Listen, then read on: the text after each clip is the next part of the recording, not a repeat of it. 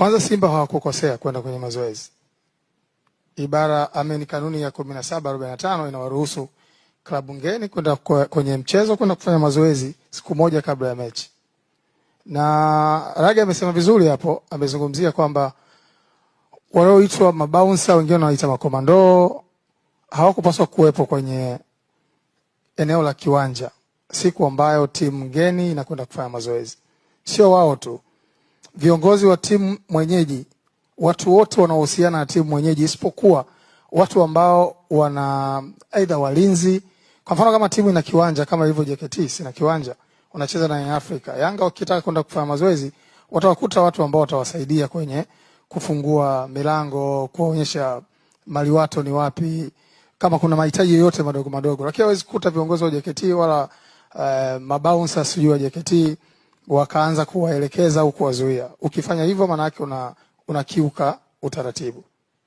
Kwa hiyo kilichotokea sasa kwenye scenario ya Simba na hao wanaoitwa mabouncer au makomando ni kwamba wao walijipa uwezo mkubwa wa kuzuia gari la wachezaji. Na ukiwasikia wakisema huko mitandaoni, wanazungumza vitu vingi, wanazungumza mpaka idadi ya watu, wanazungumza mpaka idadi ya usafiri, amini magari yanatakiwa kuingia kiwanjani, ambayo hayataji kwenye kanuni sehemu yoyote. Mtu ana uhuru wa kwenda na idadi ya magari anayotaka. Siku hiyo ambayo imeagizwa kwamba timu ngeni inapaswa kufanya mazoezi kwenye kiwanja, hata wakitaka kulala tu kiwanjani kwa muda ambao wamepewa, wanaruhusiwa kufanya hivyo. Sembuse kwenda na idadi ya watu, wanatajwa sijui wazee, hata wakichukua wamama wajawazito wakaenda nao, wanaruhusiwa kwa sababu ndio siku yao. Wewe hutakiwi kufanya kitu chochote. That is not your day. Hii ni siku ya hawa na iko kikanuni.